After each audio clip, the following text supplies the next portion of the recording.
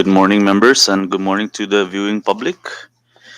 Here before us is PSS and their key management. Thank you, Commissioner, for making time and have with your team to present the FY 2024 budget for PSS. And with that, I now call this Ways and Means hearing to order. It's 10:03 a.m. And with that, can I get a motion to adopt today's agenda? There has been a motion made to adopt today's agenda. Members, the pursuant to the OGA, the agenda has been passed out in advance. Each member should have gotten a copy. And with that, moving on to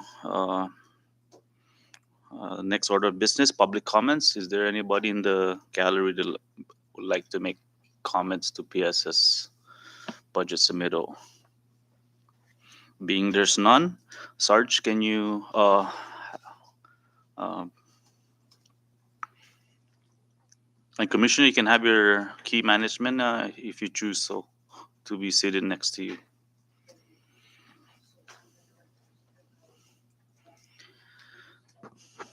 And before we hear the statement from the chair or the commissioner, I would like to introduce our team. I'm Rep. Yumo, Chairman for Ways and Means. To my left, we have Vice Chair Blas Atto. To my right, we have our Vice Speaker, Rep. Joe Camacho. On the floor, we have our Chairwoman for Commerce and Tourism, Rep. Julie Ogo. And to her left, we have Chairman for Natural Resources, Rep. Angelo Camacho. To his left, we have the Chairman for Education. We have Representative Manny Castro. And to his left, we have the Vice Chair for SNIOT, Representative Roman Beneventi. And across, we have our member, a new member, Rep. Danita Yangtamay. And to her left, we have our chairman for FFA, Rep. Vicente Camacho. And to his left, we have our senior legislative assistant, Ms. Claire Sablan, along with our fiscal analyst, TG, our counsel, John, our Sarge, and our IT, Dell, and who's present. Thank you. And with that, I'll now yield to the commissioner to introduce his key management team. Thank you.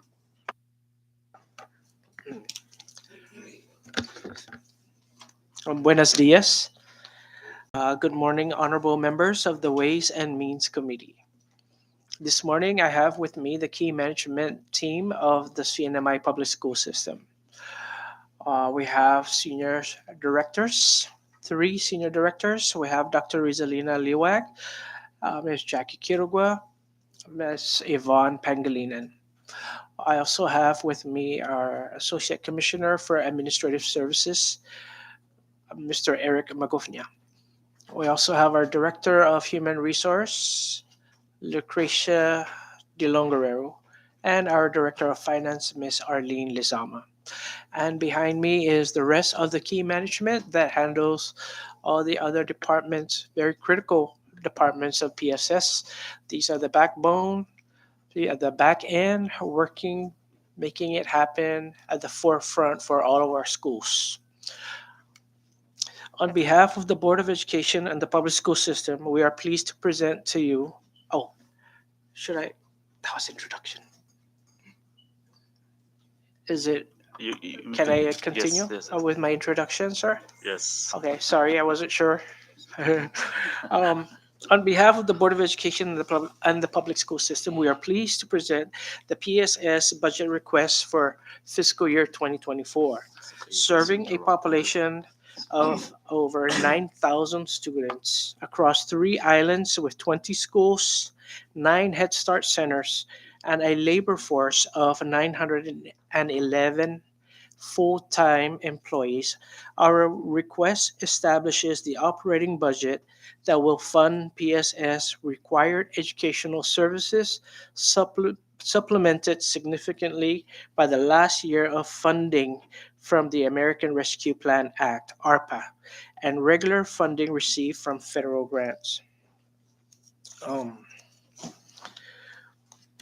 Consistent with prior years, PSS has used its approved funding under the Annual Appropriation and Authorization Act to fund its operating budget. The budget request represents a 9% increase over the approved fiscal year 2023 revised budget of 28 million. We take note that every year BSS is entitled to 25% of general revenue resources under Article 15, Section 1 of the Commonwealth Constitution and affirmed by the Supreme Court in regarding matter of a certified question 2020 MP2. The fiscal year 2024 budget request is built on a data driven analysis developed during the PSS budget development process, in which the PSS team reviews staffing pattern allocations, enrollment projection, school allocations, student service, and program assessments.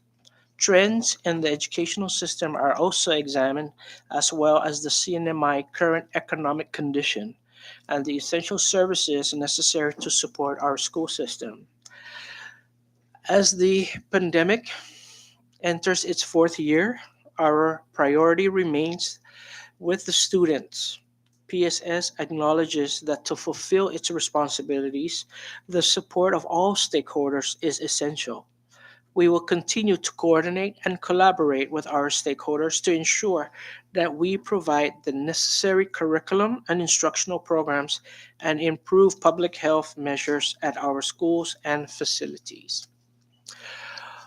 At this point, I yield to Chair for the Ways and Means, Honorable Representative Ralph Yumo. Sorry, sorry.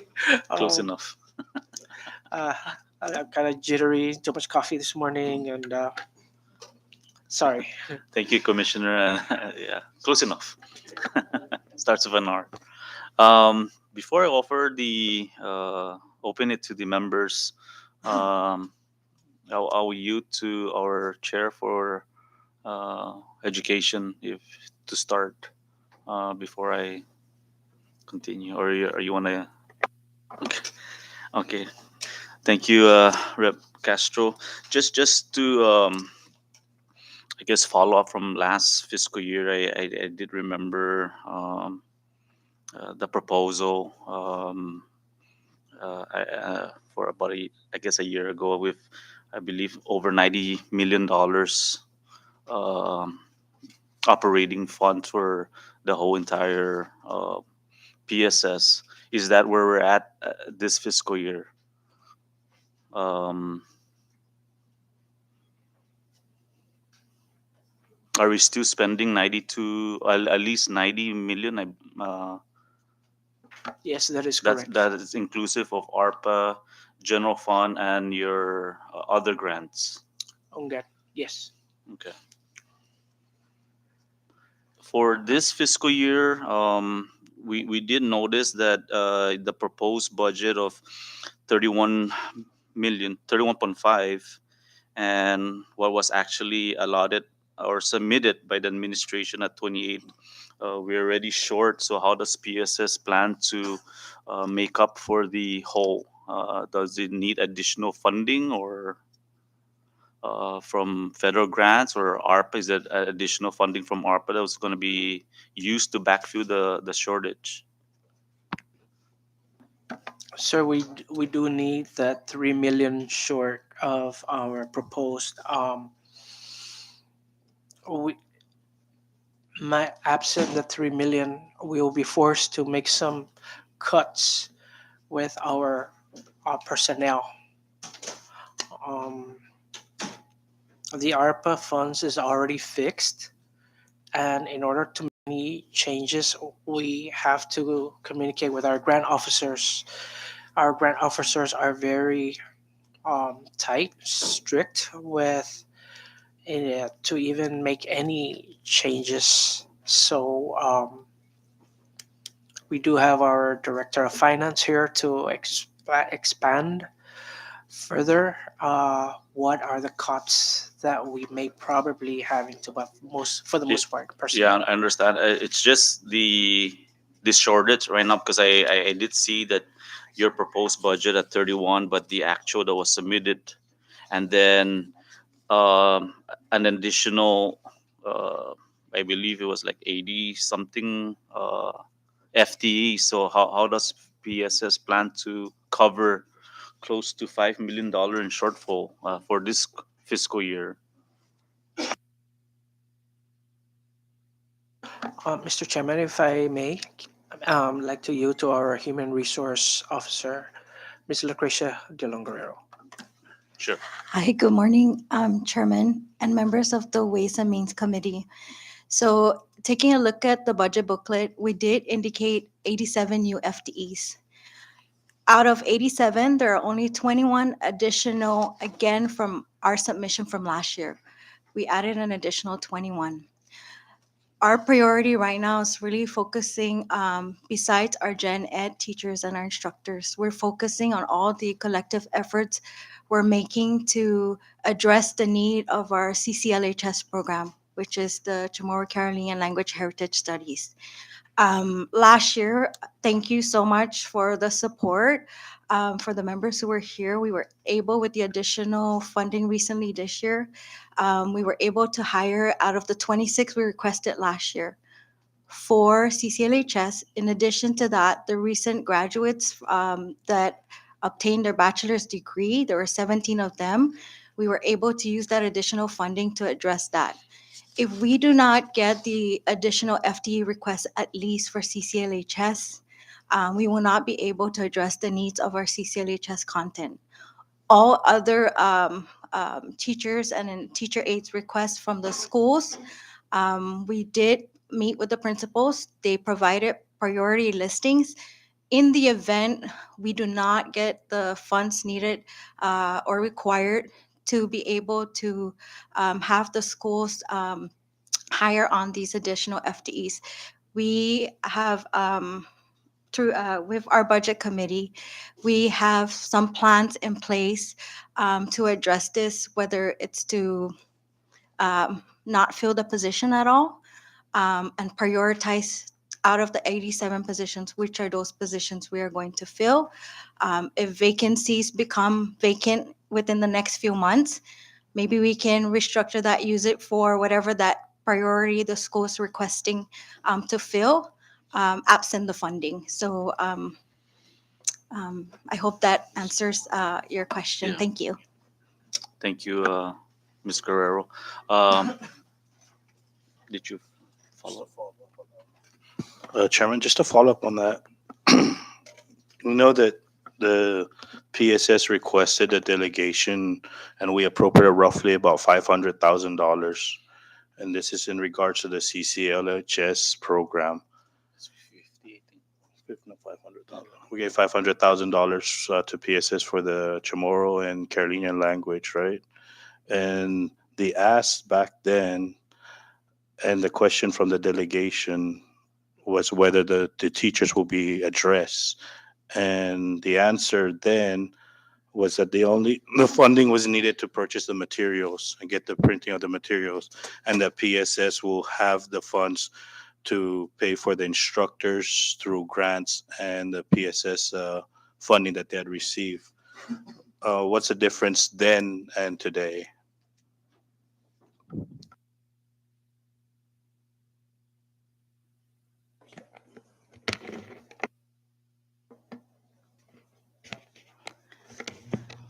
Good morning, honorable leaders. Thank you, Commissioner, for allowing me to shed some light on the 500,000 textbook development for social studies and the Chamorro and Carolinian language heritage studies. The teachers currently are working on it right now. These are the current teachers who have the content knowledge and the background information, knowledge and skills in order for them to begin laying out the layout and the design of the textbook. Back then, it was textbook. As we all are aware, our Chamorro and Carolinian language heritage studies, there's no, or having a catalog for us to really just procure or recommend for us to purchase is not readily available. So we have to develop our own local CCLHS materials. And it's quite expensive because what we are doing with that funding right now, and they are currently working on it right now. We have the both social studies and our Chamorro and Carolinian language heritage studies working together to really map out the standards and the progression of grade level from kinder to fifth, and really coming up with the textbook with the resources that teachers need in the classroom is quite expensive, especially towards the printing. So that's the intention of the 500,000, 250 for social studies and 250 for CCLHS. Thank you for that. And all the fundings were remitted to PSS. Yes. Okay. And in the current fiscal year, are we up to date with the 2023 funding that was appropriated to PSS?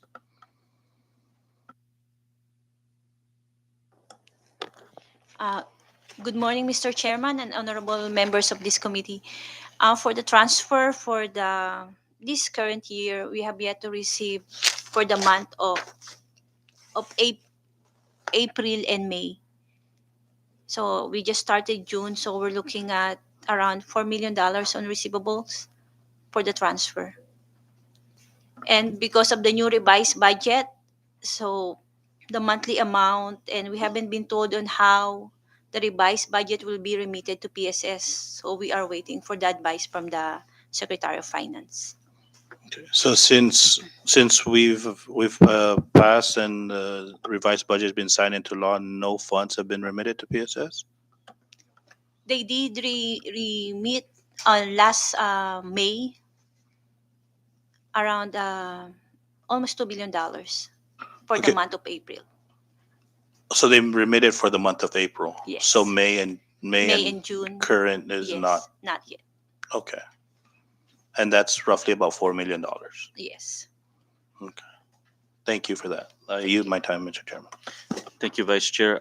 So with that shortage of 5 million, um, we're looking at another 10 million next year from what you submitted. So this is what we're trying to prepare ourselves for fiscal year 2025 with your current projected revenue. Um, so it's going to be a little bit off because we know the economy is still not hasn't plateaued yet. So as members of this body, we're concerned about the bottom line for next fiscal year, plus the shortage right now with the plans of hiring staff and continuing the program. We're looking at $15 million already that we're trying to figure out right now. So that's something that we're concerned. So how is the I guess your administration planning to address this, and how we're gonna, I guess, do a step to step approach for preparing for that year? We do have several plans that we have. We've been down this road before. Before the pandemic, we were in a recession, so several ideas and options were at the table. We shelved them, and now we're going to take them down from the shelf and revisit them. So several options. They may be painstaking, but it's reality, and eventually, I believe that everyone will follow through given the condition, our financial situation. I am not privileged to discuss that yet because we are still working it with our board of education, but I do intend to share with them back the options. Thank you, and we understand. With regards to the ARPA funds, so next fiscal year, which is 2025, is you're down to the out of the 160, you're down to 10. Is that accurate or?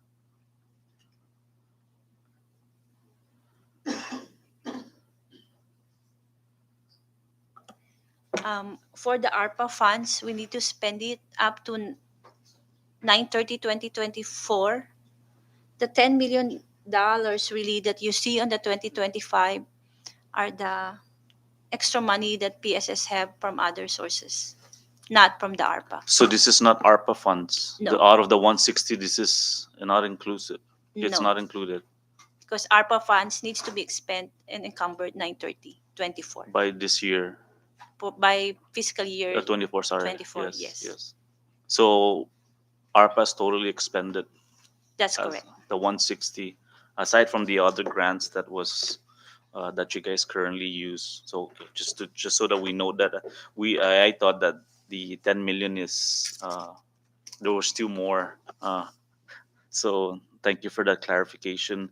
Um, of all the ARPA that was I guess given to PSS, can we get a breakdown? And you don't have to do that now. Just to forward to either the chairman of education is how was the funds expended in the past, so that we have an idea of what PSS has done for the past 4 years. No,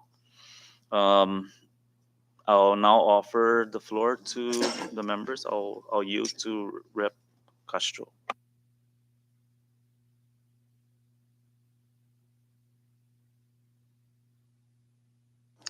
Thank you, Chair. Welcome, Commissioner, and your management team. Since Chamorro and Carolinian language programs was brought up, um, Article 15, Section 1A of the CNMI Constitution has language that states, the education system shall recognize the distinct and unique cultural heritage of indigenous way of life of the people and shall be committed for the language needs of the people and the preservation of their cultural integrity within a global community. Given this constitutional mandate, what percent of the PSS budget is dedicated to this program?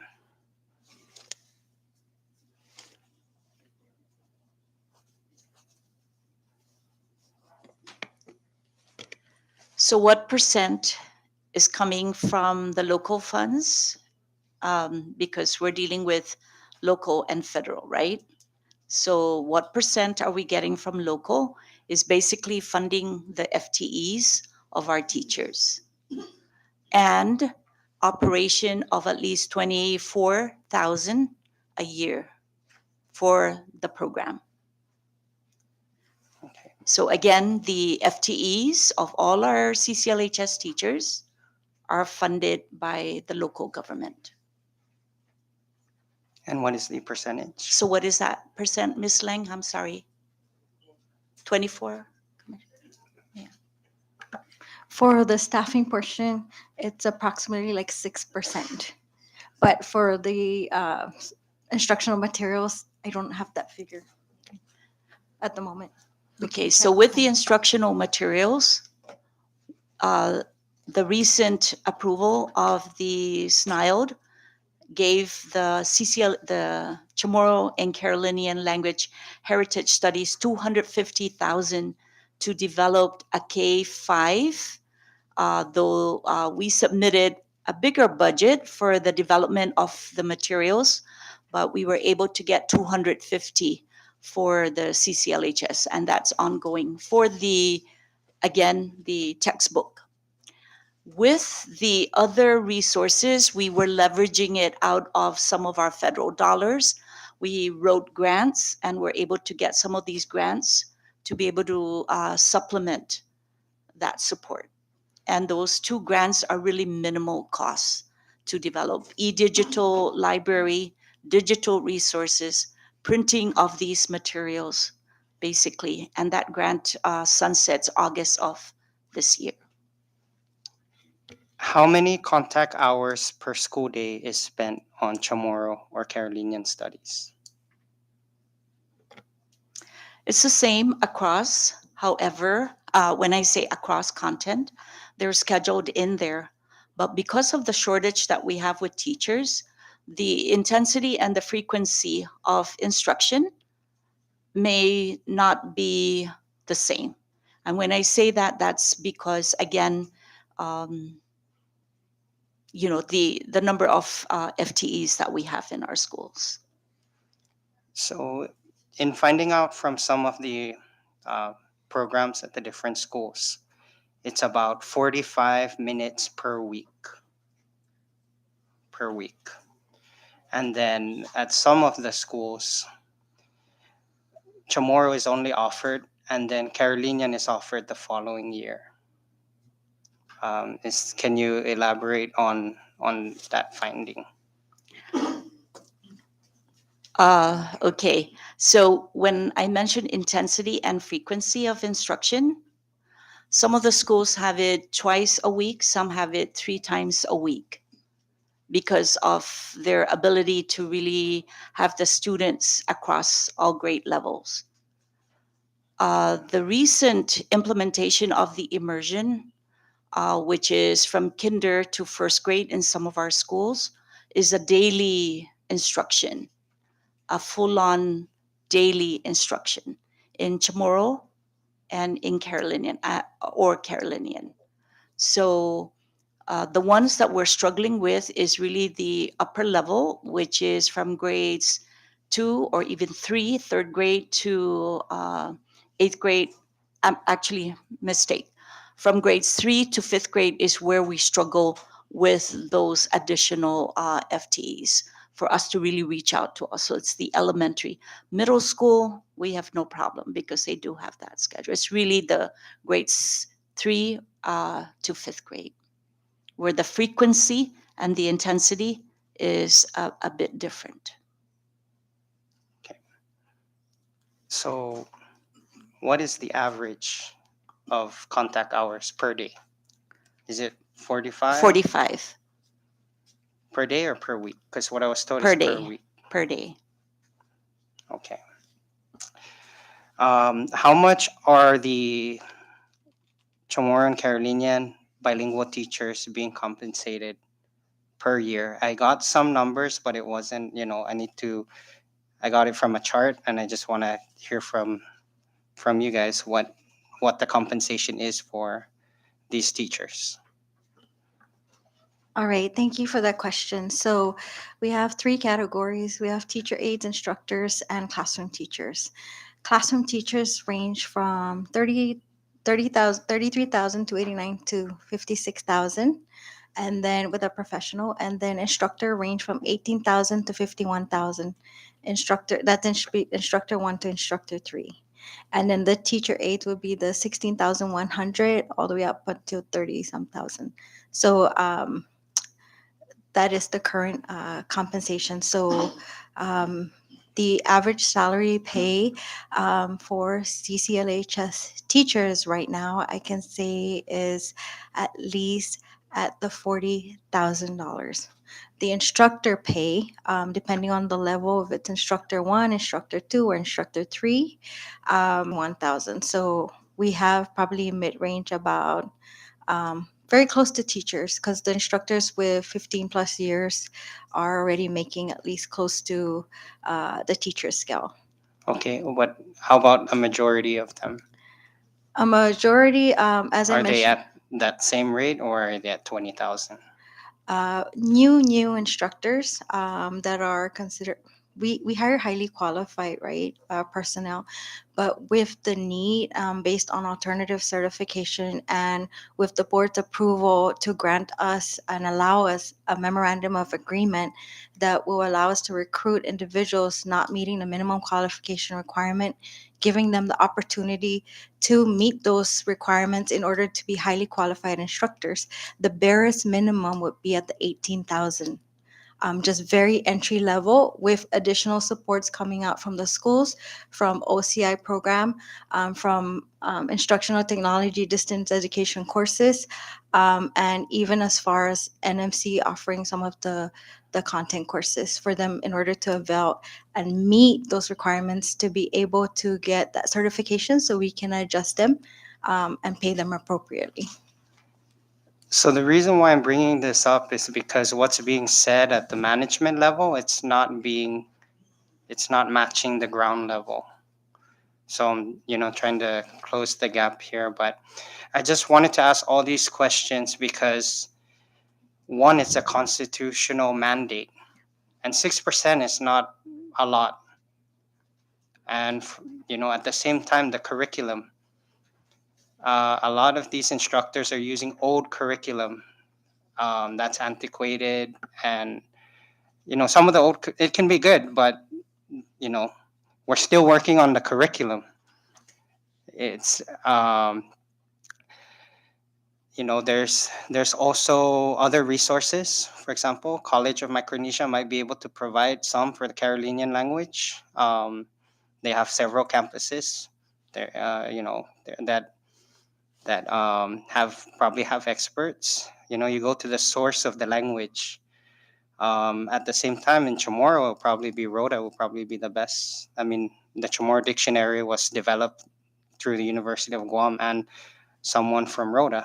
So, um, other states, like, right now they're putting a big emphasis on indigenous language, and they don't even have a constitutional mandate, right? PSS has a constitutional mandate to preserve our cultural identity, especially when it comes to language. And so we need to see more resources going in that direction, not just from the SNIO. It should be coming from the general fund as well. It should be treated equitable as any other subject matter, especially because um, that's the product we have when tourists come here. Our people need to know who we are and need to be able to speak. Um, but just to give you an example, it doesn't have to be complicated. We don't have to talk about HQT and all of that. When we're looking at supply and demand from a business standpoint, from an economic standpoint, the lower the um, like for example, there's few people in the world that can speak Chamorro. So or Carolinian. So the compensation should be more than 20,000. The state of New Mexico recently introduced legislation because they didn't feel like the state legislature felt, and the governor signed it. And that legislation, the way it works for minimum qualification for indigenous language programs is they take a competency test, right? So either, if I know there's probably praxis in Chamorro, maybe we can develop a state test for Carolinian. They take the test, and they have a certification program through the tribe. So obviously we don't have a tribe here, but it could be developed. A certification program can be developed specifically for language, Chamorro Carolinian language, either through Indigenous Affairs or NMC. So it doesn't have to be complicated, but we should really. The last time we met, I asked about this concern because and it's already been 6 months, and it doesn't seem like that's been addressed. I mean, 6 months is a long time. So I'm asking, because again, this is a constitutional mandate.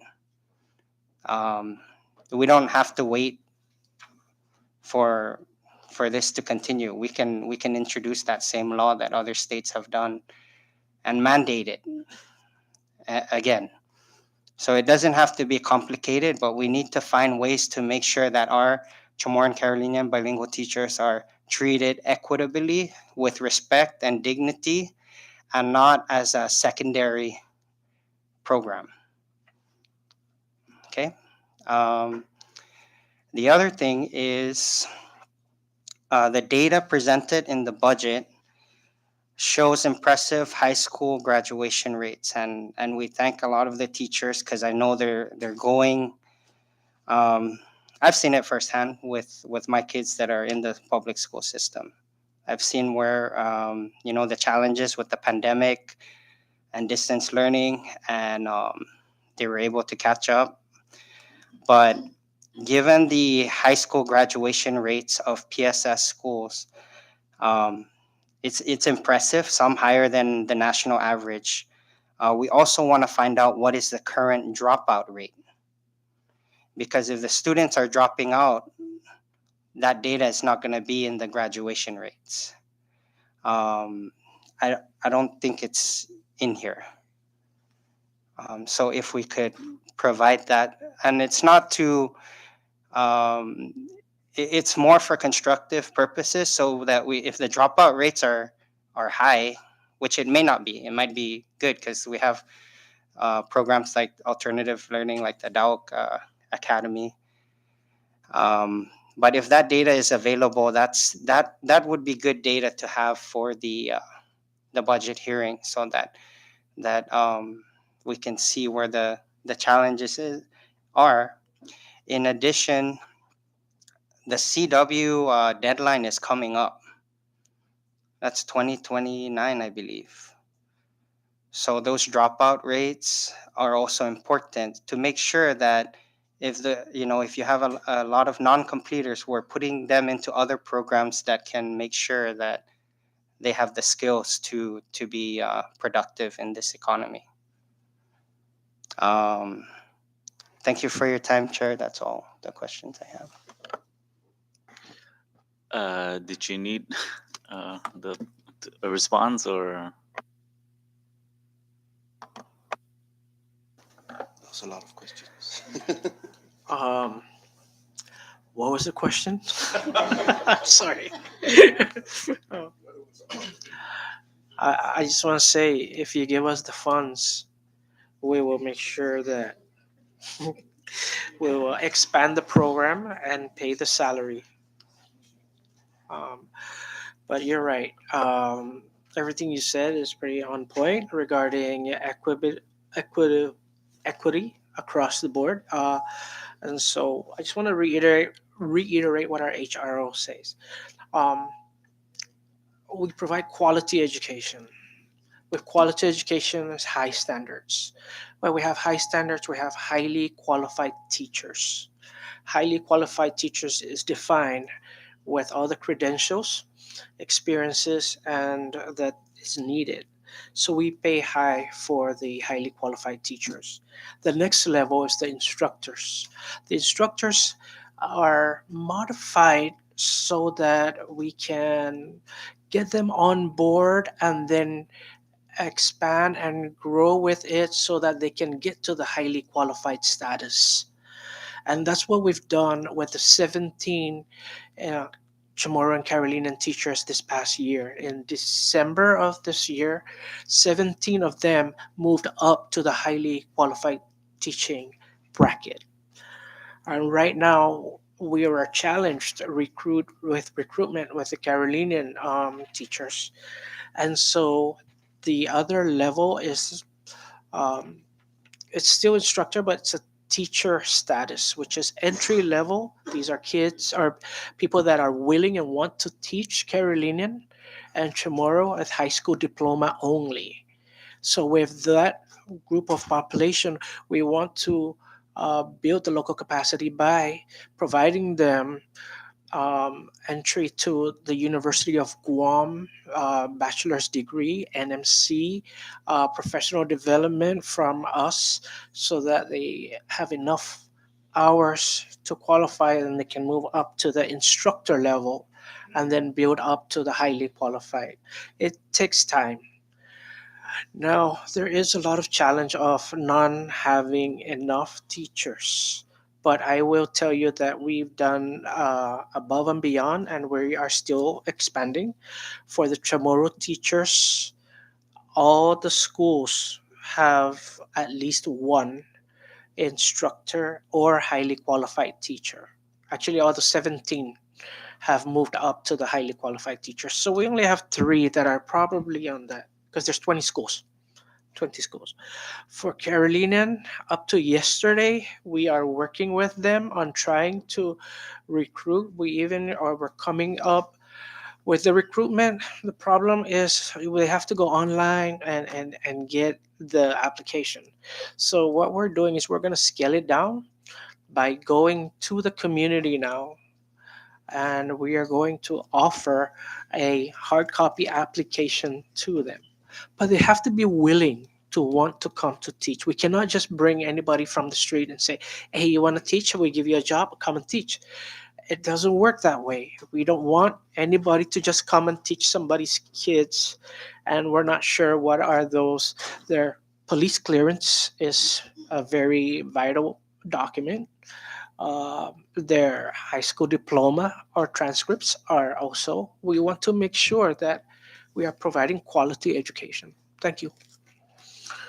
So I'm not sure what was the question besides equity. Dr. Liwat would like to say something. Hello. When we had the legislative summit, the facts and figures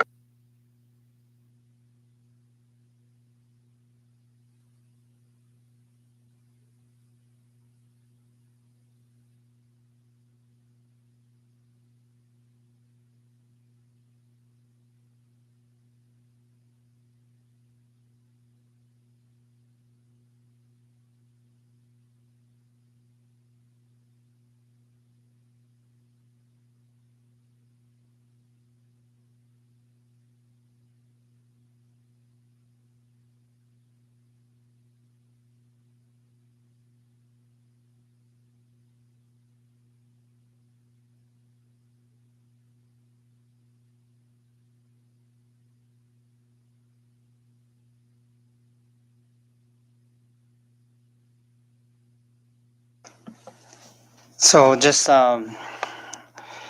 in regards to the first question regarding Chamorro and Carolinian bilingual, I think we need to revisit that. We're not saying to reduce the minimum qualifications, but at the same time, I'm sure that there are many out there native speakers that can avail, and they just need additional assistance with, for example, lesson planning, um, maybe an intro to teaching class, curriculum development. Um, so those are short-term certification programs that can be embedded because I'm sure most of them can speak the language well and fluently. They just need the teaching experience part. We don't, we don't have to, we don't have time, like we need to step it up. But really, the fact that we're finding out that some schools have more hours for Chamorro or Carolinian, some less Carolinian contact hours is that's not how it should be. That's not right. It if it's a constitutional mandate, we should put in those contact hours. Um, but thank you for your time, and it's also nice to hear that the dropout rates are really low. I did suspect that because I've thankfully there's the Dauk Academy, and I also look forward to more of the career technical programs that are coming in line. Thank you again, Chair Ayu. Thank you, Rep. Castro, Vice Speaker. Thank you, Mr. Chairman. I just have a kind of a quick question. Good morning, Commissioner and the PSS personnel. Welcome to the legislature. My question is with regards to budgeting of the school's operations. How was that based? Is that based off of school population? Yeah, throughout the different precincts. Thank you for that question. Currently, in the past 3 fiscal years, we're basing on student population. So schools for Rota in Tinian, $300 per student. This is just for school operation alone. And then Wait, my for apologies. Did you say $300 per student? for Rota in Tinian, The cost for meals and what is that? What does this that encompass? the operational funds for the school. I see. I see. Okay. So, and this is just a piece of their local fund, operational only to run the school, not including major repairs needed to maintain facilities. This is mainly utilities. A step back, not including utilities, but daily operational expenses for the schools, supplies, and others. So $300 per Rota Intinian, for Saipan, for schools 350 population and above, $200, and 250 for 350 and below. So that's the scale or On the on. on how we allocate the general fund for the different schools. Okay, thank you for that.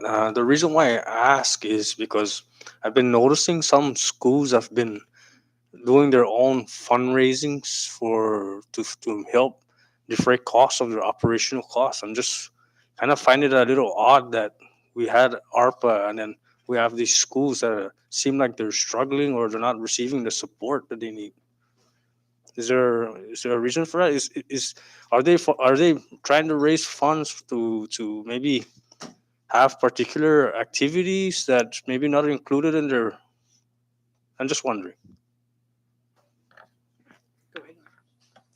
And aside from the general fund allocation, ARPA has really provided schools with a lot of funding. And I have Miss Jackie Che can talk about how ARPA supported schools.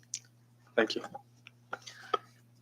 Hi, good afternoon. In addition to ARPA, we do have the Education Stabilization Funds, which does fund school operations, helps fund school operations, and helps fund their PPE COVID supply. So they do have a school allocation under ESF. In addition to that, for the American Rescue Plan, they do have supports in terms of like pay differentials for after school programs, summer school programs, student competitions off island are also funded under federal. So if they are fundraising for operations, it might be something different. It could be fundraising maybe for an end of the year school party. We're not very we don't know in particular what they're fundraising for, but the schools are supported through the different federal grants when it comes to operations, at least up until ESF ends, which is this year, and up until when ARPA ends, which is next year. After that federal funding, they will not have federal funds to help supplement their operations. What is the remaining balance for the ESF ones, if you may ask? I need to go back and check on that, but the remaining balance could be around. Let's see, um, close to around like for the whole district. For the whole district. Yes. Right. Let's say for the school operations, there's still around 5 to 700,000 up until September 30, 2023. So they would have to obligate those funds by this September, and then beyond that, they will not have any more funding to help supplement operations. Just clarification, and that's from the total 61 million that was received. That is from the total 23 million under the Education So Stabilization that's Funds. USF 1 Yeah, ESF 2. or ESF 2. Okay. So ESF one has been depleted. Depleted as of last year. Can you elaborate? What do you mean by that would be the remaining funds to supplement operations, meaning to like to fund summer school programs, Mm. after school activities? When I talk about the ESF2, which is sunsetting in this September, there was a lot of flexibility when it came with that funding because we allocated every school funding to help supplement their operations, and that could be they were contracting cleaning vendors to help sanitize their classrooms. They were uh, purchasing, let's say, air conditioners. They were doing minor repairs with ESF2. So there was a lot of flexibility because it allowed for that. The ESF2 allowed for that. So that is ending this year. For the American Rescue Plan, we do have funding for after school programs, summer school programs. So that supplies like the instructional materials to help teachers teach them after school, help teachers teach over the summer, and pay differentials, which help supplement their salary. But like the ESF, right, it's also sunsetting. So that is not very sustainable beyond this year and then beyond next year. Is there a grant opportunity for that in the future? What's PSS's plans once that Oh, those funds are we depleted? hope there will be a replacement for ARP. Um, we are very proactive in looking for federal grants to help sustain the district. So we're very active in looking for grants that will help fill in the gap when ARP ends. But ARP is really like a once in a generation opportunity, right? We do not foresee any time in the near future that we will get something of that big um, in this next 10 years. Um, I just last two questions, Mr. Chairman, if I may. Um, does PSS have any federal funds or some sort of local funds that they can utilize to maybe to assist the smaller schools? Like, for example, one of our schools in my precinct in San Roque, they don't have a staging area, and I believe that's one of the asks that we've been trying to have completed or even started. Is there any I don't know if that's supposed to be directed towards you, Ms. Che, but maybe Commissioner. How about a you to our ACAS, our Associate Commissioner for Administrative Services, because that is CIP. Thank you. For school infrastructure, right? Yes, good morning, buenas, half a day, everybody, committee and chairman. So, for specifically for GTC, yes, it's been they have had that in their capital improvement wish list for a long time. This stage, the last time we did a cost for the stage, it was, if I'm not mistaken, about half a million based on how they did the design they wanted. Um, with regards to can we use federal funds to build a stage? I don't know that ARPA or ESF that would be an allowable cost, and majority, if not all, of our capital improvement projects is usually funded through local funds. However, because of the past couple of years, we haven't really gotten so much funding to push into the capital improvement budget for PSS. It's never allowed us to really tackle any of the big CIP projects that the schools would like to have done at their campuses. Mm, we are, however, we did reach out to USDOE with to request to reallocate some of the ARPA funds to use to give the schools some of the items that they have been requesting for. So in the case of GTC, the other big ask that they have been asking for is also their playground. So if we just got the approval and we are currently working with the administration to uh, give them and all the other schools new playgrounds. So all the elementary schools will be getting new playgrounds using the ARPA funds. I do recall an appropriation we made in the amount of 50,000 for, I believe it's GTC for the school playground, I remember getting an update from you guys that it was like short, it was going to cost about over 100,000, somewhere in that amount. Is that, have you guys received those funds by chance from finance?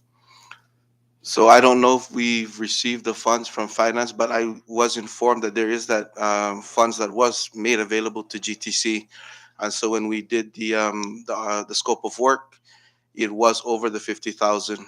But like I said, we were able to identify other funds, so the GTC playground project will be completed soon. As a matter of fact, we have contractors about to submit quotes for the project.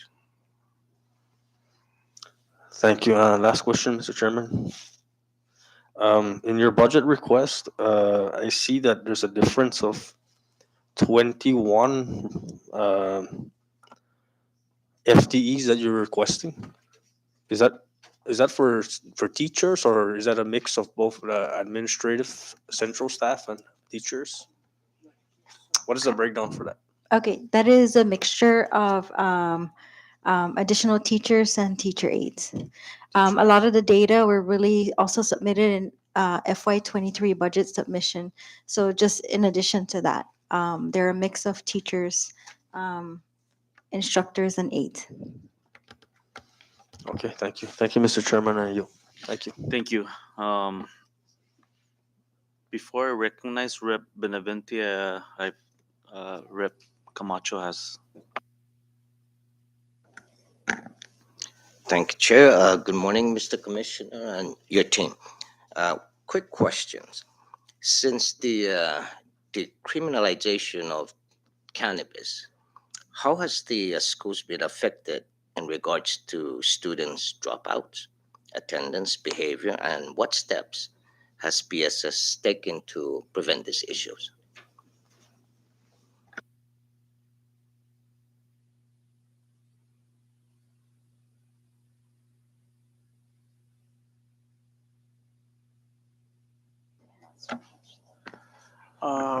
Give us a minute. We're retrieving the data. Cannabis is Would it be a the topic YRBS data? that The YRBS? the YRBS survey. Uh, we can try to pull that out. So go ahead, Ms. Bonnie. Good Dr. morning. I don't have the discipline referral data with me on hand right now, but I do have some youth risk behavior survey data on cannabis use from our middle school and our high school student. This is survey data from our students in the year 21. So it's fairly recent. And it was after the students had returned from pandemic, so when school just reopened.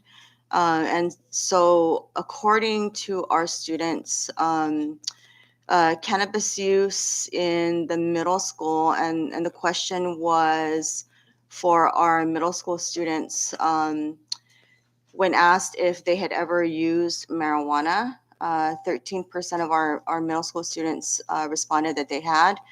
And for our high school students, it was almost half of them.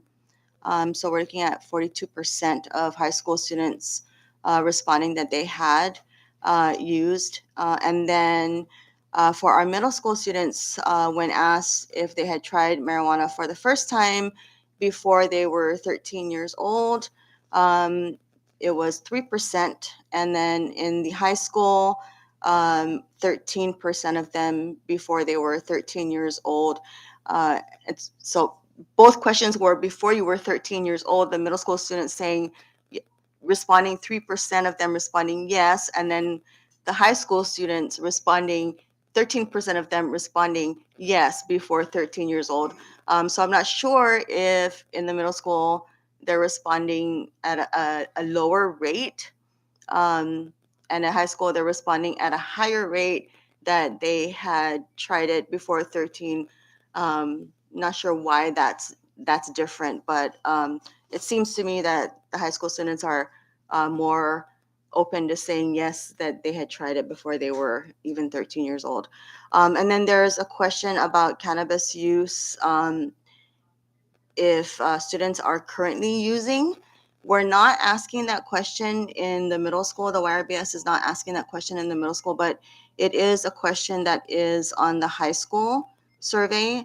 And according to our high school students, we're looking at a quarter of them. So almost a quarter of them, 23%, saying that they are currently using marijuana.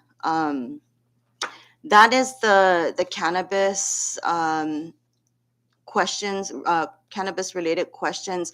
I do want to point out though that there is one question related to smoking, and it's related to smoking in all forms. So it could be cannabis, cigarettes, vaping, tobacco, all forms of tobacco. And it's a question that is for all of our students about whether or not they had tried to quit. And we know from that question that 60% of our students had said that they had tried to quit. So even though we're looking at higher rates of students in the high school smoking, vaping, using cannabis, we also know that they're making an effort to try to quit. So that's good news for us in our efforts to help them with addiction. Thank you for that. You, Chair. Thank you. Thank you, Rep Camacho, Rep Benavente, then Rep Sablon. Thank you, Chairman and Commissioner. Welcome to the legislature and all of your team that are here. You know, it's nice to see old faces again and new faces. Anyway, I like to get down to basic, and I don't like to go too much in depth of the operations and everything of PSS, but I just like to ask uh, who's handling the student teacher. For example, the student demographic within Rhoda, Tinian, and Saipan together. All you know, Jackie. Yeah. The Office of the Accountability Research.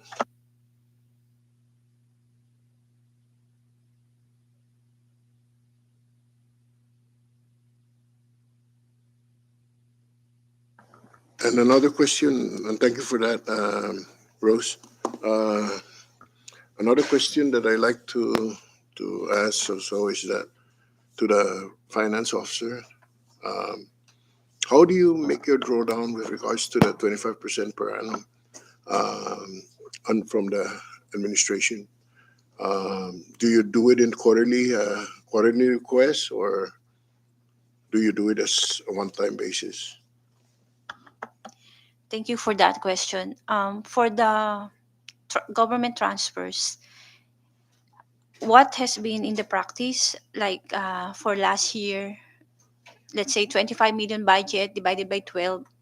So that's the amount they will remit to us if the fund is available every month. So just on a monthly basis, they transfer funds to PSS account. If they fall behind, we do communicate to the Secretary of Finance and asking when will the remittance be. So it's in a perfect world, it's a monthly transfer if the funds are there.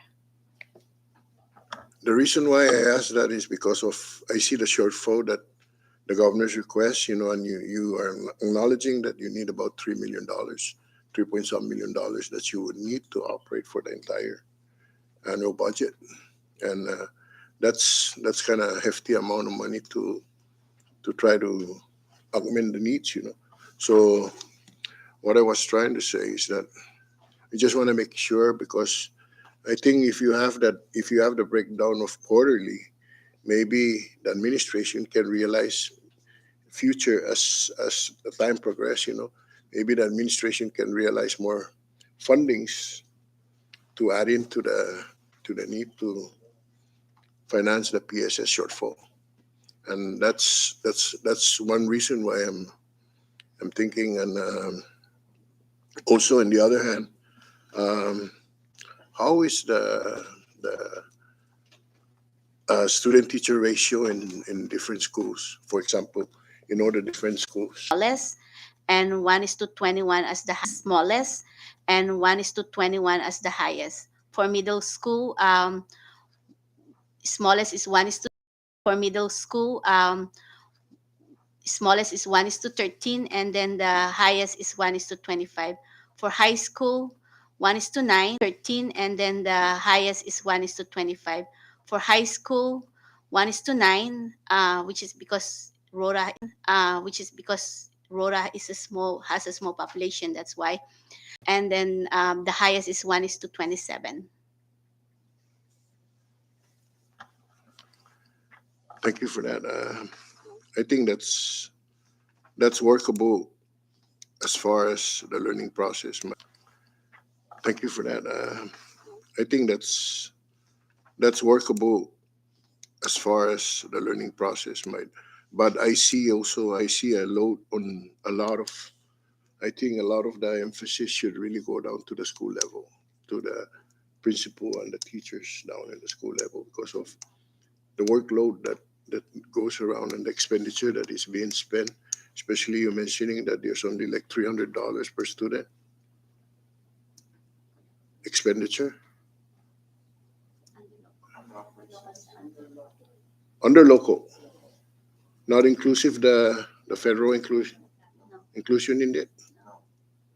Okay, so if you combine that together, what would be the total amount?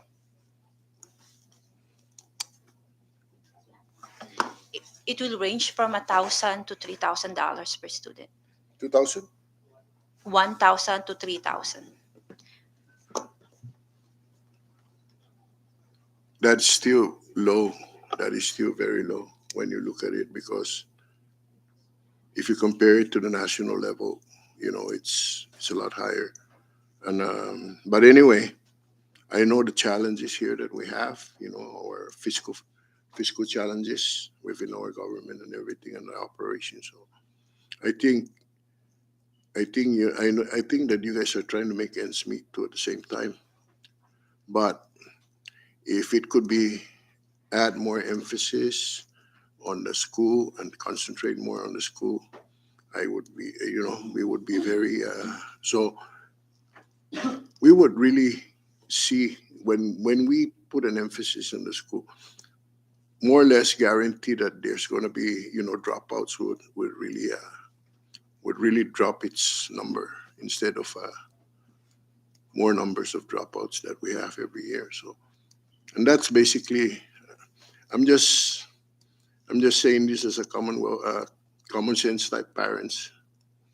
I've been in PSS for a while, and I know the ins and outs. But I don't have to go there because I know what you guys are doing. You guys are doing okay, and you're trying your best to make ends meet. But I just want to see that it correlates the number of students, the student teacher ratio, and the expenditure that we have, so we can more or less look at the budget in totality. Thank you, Mr. Chairman. I yield my time. Thank you, Rep. Is there a question there or no? I just Do you wanted have to make any sure. suggestions or questions, or I mean, with regards to what I aforementioned earlier?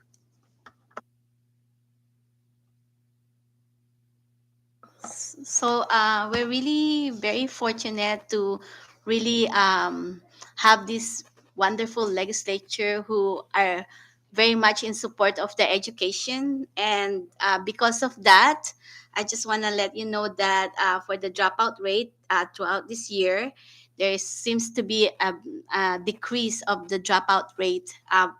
Beginning 2018 to 2019, which we almost had 3% of dropout rate, but now we have less than that. So because of your help, support to provide us with our financial needs and other needs, it's really helping and it's really proven that it's so effective. Thank you. Um, I just like to say one last thing, Commissioner. Don't forget what Manny Castro, Representative Manny Castro has mentioned about the Carolinian and Chamorro bilingual program.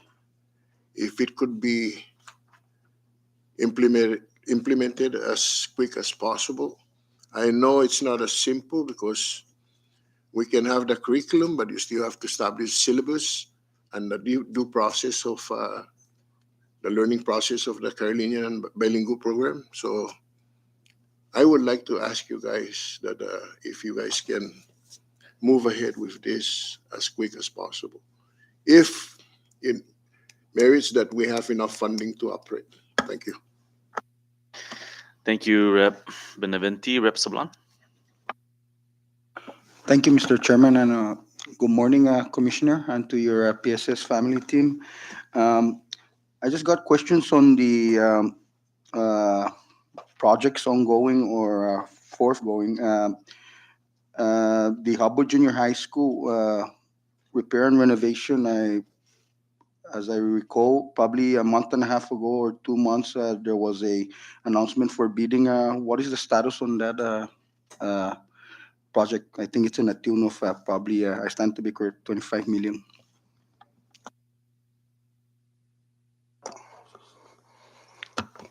Buenas, Mr. Congressman Sablan. So, Ungan, a couple of months ago, there was an RFP out for the Hopwood modular classrooms. The contract is still pending FEMA approval. I'm sorry, the whole bid package is currently with the PA office, and it's going through the process. My last communication with the GAR is they're looking at 30 to 45 days for when we can begin construction, and then 90 to 100 days for completion. Thank you for that response. How about with regards to WSR Elementary School? Are there any FEMA awards for all those damages as a result of Typhoon Yutu? Yes. So for WSR, there's actually three project worksheets. One is the auditorium, building C, Right. Iji Agas Cafeteria. Again, So that is already at 100% design. It's currently with FEMA region pending their approval. So once they approve it, we're ready to bid out that project. The other one is the building C classroom. This is for 7 new classrooms. That design is also being completed and is pending FEMA approval.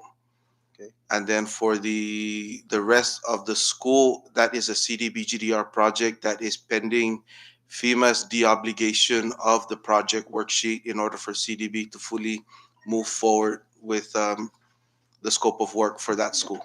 So within the scope of work for WSR, is the fencing included? Again, So it's included, okay. Because I don't see it in your booklet here on your proposal under capital improvement, and I mean those fence links were just they're hanging already, and it's probably a safety hazard for our students. Thank you for the response, and I yield, Mr. Chairman. Thank you, Rep Sablan. And since we're talking about each precinct school, so can we get an update on Garapan Elementary School? And no, I'm just joking about that. I saw some of it. So before I recognize Vice Chair for the follow up, can we get the? I understand there was appropriations made in the past for FEMA matching. Is that your question? No. Okay. So were those funds utilized? If not, are there any plans to use those funds? The 10% matching that's appropriated to certain schools. sorry, can you clarify the The- 10% matching? As far as I know, there was no 10% match ever given to PSS for FEMA I projects. remember we appropriate some funds for certain schools in excess of 300,000. I forget the amount, but each school has a certain amount. I remember each precinct set aside certain amounts for schools to match FEMA. If not, then that means you haven't received any then. So, with regards to the local match requirement for FEMA, the 10% for Typhoon Yutu, we have in place the flex match agreement between PSS, FEMA, and CDBGDR, where CDBGDR has taken 4 projects totaling the 10% amount for the required match. Okay. I just want to be clear because some of us are in the process of consolidating all these funds appropriated by the SNIOT, whether it's CHCC or PSS. We're trying to consolidate and see why they're not being used or why is the agencies not using these funds. And that's our concern. It's money sitting down somewhere that's not being used at this point. If we could get the public law, I would love to read into that. No, I will reserve that for later, but I'll recognize. But we'll be in touch.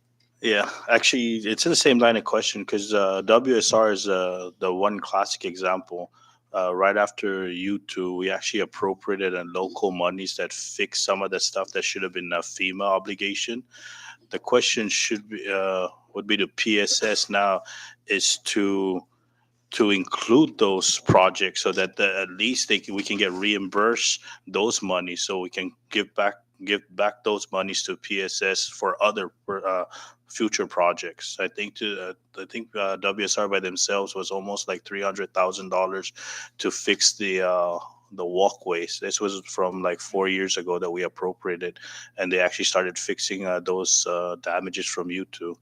The matching 10% back DR projects, but it's better maybe towards more of the housing projects with the $250,000 that used to be a loan that's now being turned into a grant.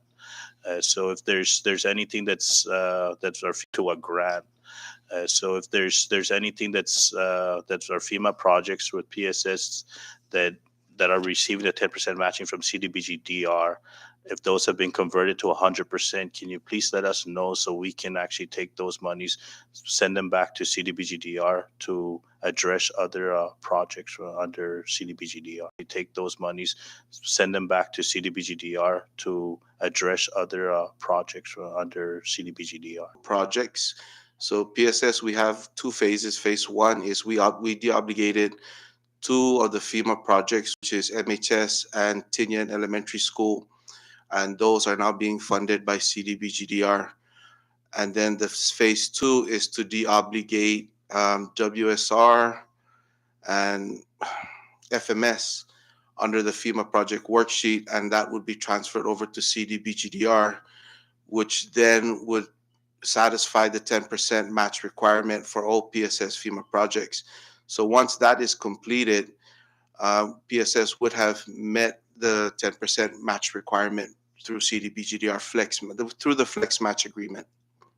Okay. And how much did PSS receive from CDBGDR in total?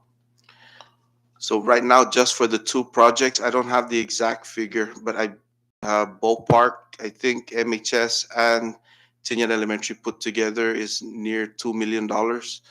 And then for the remaining, we're looking at about another 2 point something million. But that's still pending FEMA deobligation for the two other project worksheets. Sure. And was Hopwood included in that? I know that Hopwood got the like $20 million, but the project hasn't moved forward, and obviously construction rate has changed by like 1,500%. So I don't know if that money that was originally provided for Hopwood's construction even enough in today's construction costs. Yes, so that was a conversation we had with PAO, and unfortunately, with the 428, the way that's written, it's a set amount, and so we were given, PSS was awarded 25 million for that, and so because of that, we're using the design build approach. So it's really to build what we can afford with the 25 million for Hopwood.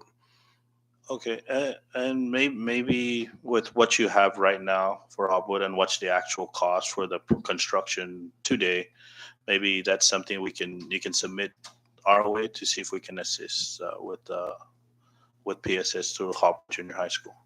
Yes. And you might thank you. And just for clarification, just so that you know, the delegation did appropriate. I remember the line item was 10% matching for the following schools: 50,000 to Hopwood, another 150,000 for Hopwood, which is reconstruction, rebuilding facilities. And then precinct 3 via non precinct 4 5 we have 25 to Cagman High School.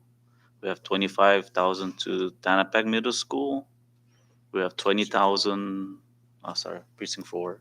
20,000 to Gregorio. So these are lists of funds that the delegation to Gregorio. So these are lists of funds that the delegation paid or made a law. So don't get any funny ideas about reappropriating. But anyway, but just so you know that these funds are here. It's public law, Saipan Local 2110. So that's something you need to look at and see if you are still going to use these funds. If not, we can consolidate this and use it for other PSS projects that may be needed right now. So just that you're aware of it. Chairman, sorry, public law.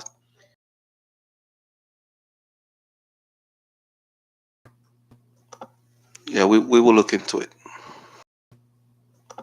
Yeah, we will look into it. Thank you. Any further? Rep Castro. Um, given um, given that we continue to have issues with health, non-communicable disease, and other illnesses. In regards to illnesses, in regards to physical education in the schools, as a product of PSS myself, Canary, and a product of Hopwood. I remember, we had really good health and PE courses growing up. What is the status of that? I see a lot of the schools, they converted the baseball field to parking lots, and one school, uh, some schools, I don't see the kids out as much as so how many contact hours are dedicated per day for health and physical education?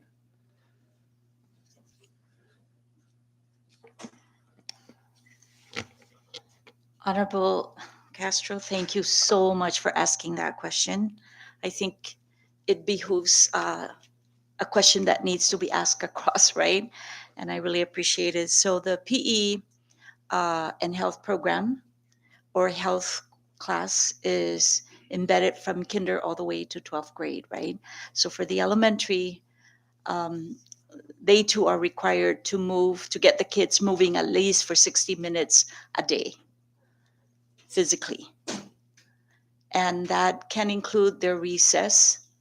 That can also include in their PE. For the instruction time, it's also 45 minutes. And that can, and again, I'm saying 60 minutes of physical movement. And as far as the programs that we're using, we are using the Spark program for all PE from kinder to 12. We were able to utilize our own teachers to provide professional development. Just recently, on this last professional development we did on June 9th or June 8th, our teachers came together and were able to really share best practices and strategies. We were able to get all the materials for our teachers as well, and digital curriculum and physical curriculum for our teachers. Equipment kits, we were able to provide that. All of those were coming out from the tobacco control as what the students had recommended, that they want a lot more physical activity, movement in their schools. So that's what they're using. And then you mentioned the non-communicable diseases, NCDs. We're very mindful of that because as our kids progress in grades and age, we're thinking also adult level, and prevention of those NCDs is really very a part of our health program. And so recently we did submit an earmark grant that really funded our scale to monitor BMIs in all the schools. We have not yet received those, but it's an on, hopefully by next school year, we should be able to have that, and more resources for physical activity, which schools are provided to procure for their students. Um, so just as as the financial situation is pretty tight, and there's several strategies that you guys have on the shelf. I just wanted to um, introduce like maybe another concept, maybe that the school system can look into, maybe legal as well. Um, for example, DCCA has they pay for like after school and daycare centers, and if the crime and drugs continue to be an issue, um, it's easier if the school system can do it, because other agencies there's a little bit more red tape, just like the flooding issue. I'm gonna be meeting with you guys, but on the corner next to the basketball court at WSR, it's easier for, there's no public land around there, so it's gonna cost the government more money to link that section to another ponding basin. But if the school can create a ponding basin just like you did in the Head Start, we really appreciate that. But if we can do one on that corner, and possibly use NIOT funding if there's no funding from the school. So the ponding basin plus also a parking lot for the school. If PSS does it, we don't have to go through all the red tape with public land and easement and all of that stuff, because it's within the school. So the school system would be not only helping the central government, but helping the community around there address that issue. We've been trying to address some of the flooding issues, but it just takes so long because of all the different agencies we have to work through. But if we can work together for that specific issue, it's going to be done faster. And our chair has just mentioned that's probably already $1 million in SNIOT funding that went to address some of those issues that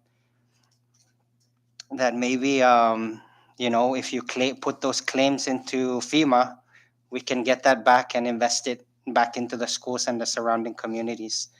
I'm just like I get complaints from not only the constituents themselves, but business owners when they see the kids walking in mud, and sometimes people passing by, they're not considerate that there's kids walking on the road because there's no sidewalk. But if we can just focus from the school and then in to the precinct, it's gonna set the bar for development. Thank you. Thank you, Rep Castro, and you're welcome. With regards, is there any further? I just have a few, or just one. AI, it's here. Artificial intelligence. Can we get I guess, an update on how are we gonna tackle the new Google, the new Do My Essay? Get it? Okay. Yes, artificial intelligence is finally among us, or amidst our in the public school system, and our instructional technology distance education director, Ms. Lorraine Catienza, who has been in the forefront since the pandemic, when we had to switch to the BBU platform, where all the students had to transform, and the teachers as well. So she has been our go-to person, and she is aware of the artificial intelligence, and it's not gonna go away, right? Miss Lorraine, go ahead. Good morning, members of the Ways and Means Committee and Chair. Thank you for asking that question. We actually have a educational tech summit that PSS is holding for its teachers August 10 and 11. And one of the sessions will be focused on this very topic of artificial intelligence. So it's happening in our classrooms. Our teachers are currently battling lots of issues as their students are utilizing AI to make it easier to do their work. So teachers are definitely facing a battle in their classrooms, but instead of trying to squash it or work against it, we're going to equip our teachers with the tools that so they can use it to support their students' learning in their classrooms. So lots to come with teachers learning more about this and utilizing in their lessons instead of trying to shut it down. Yes, thank you for that update. We're just concerned, same as the U.S. Congress. I did attend a conference recently, and that's one of the main battles right now in the U.S. is artificial intelligence, and we know it's happening here in the CNMI. I guess we just have to find ways. I mean, it's not bad. I think it's kind of like Google back then when we can, we see everything. But I've seen some of how it works, and I was really impressed with what it produces. I guess teaching the kids now just to learn how to cite things, which and you can actually spot it by the way it writes. But I was just impressed when my son showed it to me because Dad, look at this. I'm like, oh, it's really impressive. So that's something that I guess our kids they're getting smarter, and they're way ahead of the game. And I was actually shocked that it's actually here that fast. Any further for the members? I mean, you can respond, Commissioner, if you or I don't have anything to respond. I do have a confession. I'm gonna tell you. All the speeches in the graduation, I used Chat GBT to guide me with my talking points. So that's my confession today, using yeah, AI. Sorry, yeah. but if I'm able to do that, can you? Questions, and they're really not their questions, but we have to be taught a certain way how to respond. But yeah, I was just impressed, and well, not impressed, but I was shocked that it's here that quickly. It's here that quickly. But anyways, any further? That's all I have. Any further? That's all I have. Rep Manny for the last round. Yeah. Thanks, Rep, for Chairman, for bringing AI up. I think the strategy that I'm guessing the strategy based on what was just said with PSS is to use it to the advantage and not to our demise. So can you imagine if a lot of government agencies, some of the repetitive stuff like writing a memo to transfer funds from here to there, just have AI do that and then review the letter. Okay, it's good, forward it. The productivity goes up. So yeah, using it to our advantage, but not removing the quality of the content. So, for example, for research paper, you can use AI to help you find the research material, but then use your thought process, right? To use your thought process, right? To draft the like what you're trying to say, um, just more in a sense of saving time. But yeah, I think we need AI in a lot of government agencies for the repetitive stuff, so we can get our transfers fast to PSS or TAs done.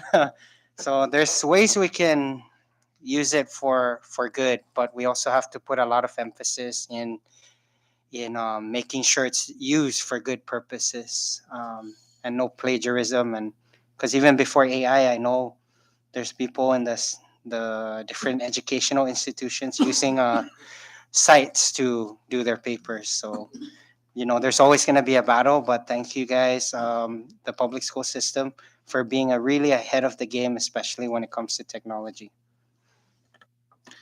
Thank you, Rep Castro. Rep Yangtamay. Thank you, Chair. Welcome, Commissioner, and your team.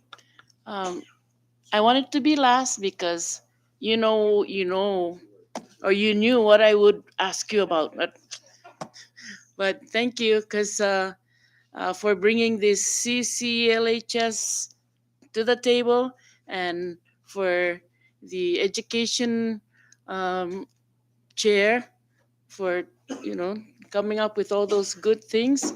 Thank you. And yes, a lot of parents will be happy with this. And team, let's give them what they need so they can hire those teachers. And what do you call that?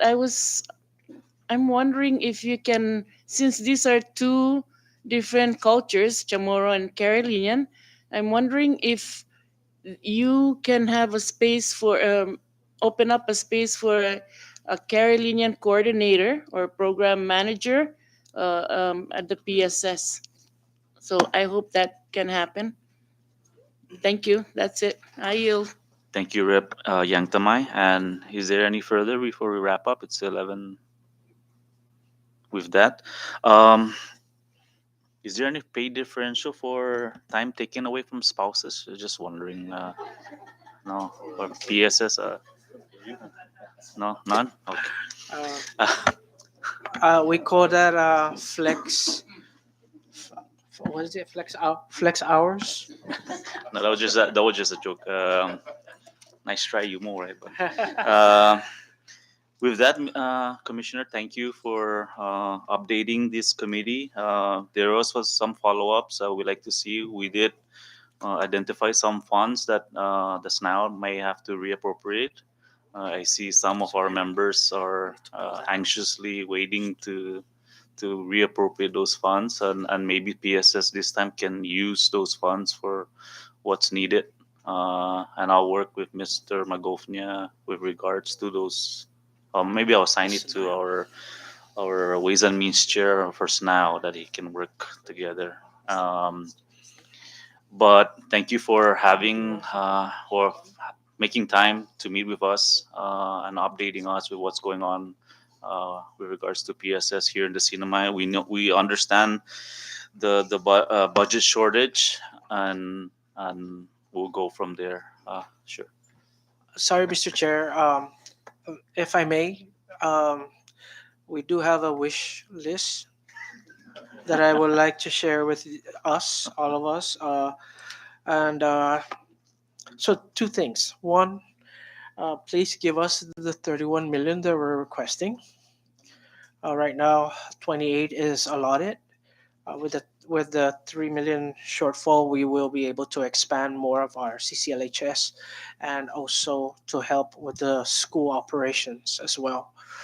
Um, Second thing is this is the wish list that we were brainstorming. A school gymnasium is much more than just a place for sporting events. It's a place for communities to gather from the school district to the neighborhood as a whole. Um, we need this gymnasium on the east side of the island. I'm talking about the Cankman Unified Schools, and also in the southern area with the Southern Unified Schools, because we talk about Southern Kobler and um, Dandan Middle School. That's elementary, middle, and a high school there in that area. This gymnasium, we can use it for school graduation, sporting events.